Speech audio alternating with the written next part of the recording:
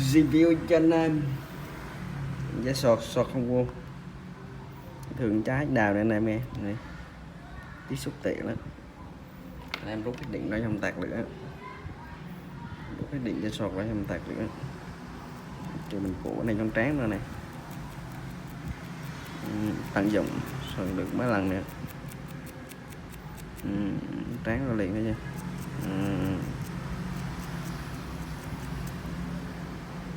Đang thấy cái đào này tiếp xúc tệ anh em mình nhò lấy lị luôn còn là cái dây vô mũ này cũng được vào phải rút điện một sọt ra không tạt cái này này.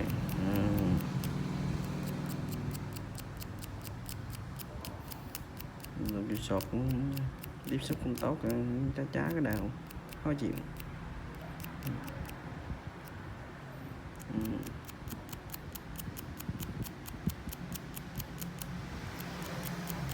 Xón rồi này nên vẫn đang này nè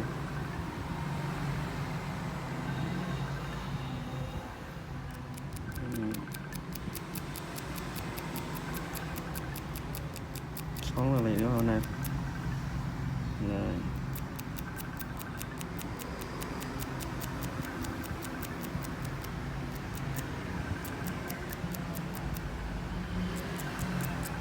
Mọi người tay em nghe về nó dơ cái này lấy cái này rồi vệ sinh cổ này phải rút cho sọt đây không tạt liền cái này nghe.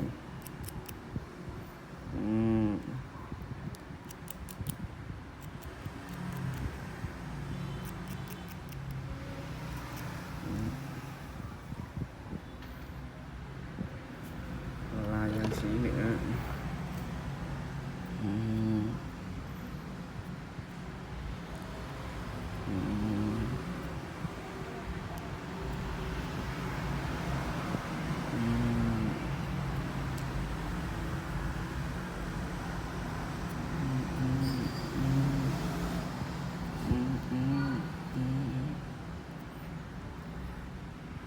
Rồi kéo thử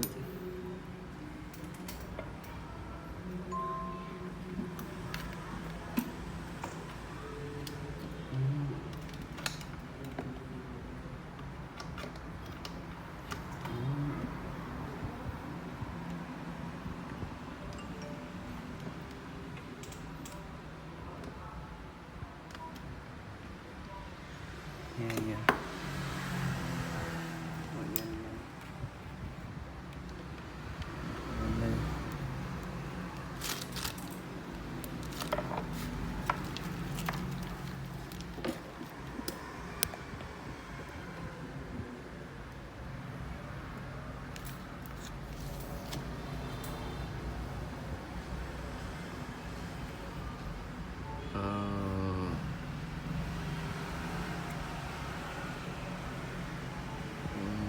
Ok nha nè.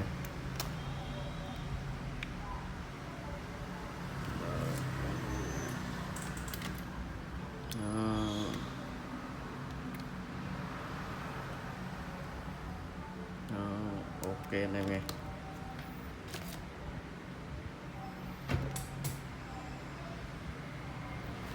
Còn dai nữa. Dai này người thấp luôn trong này.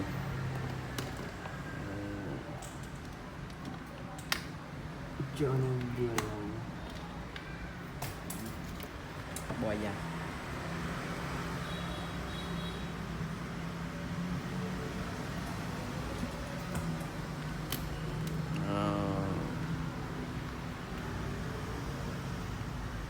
he đào luôn rồi. Ok.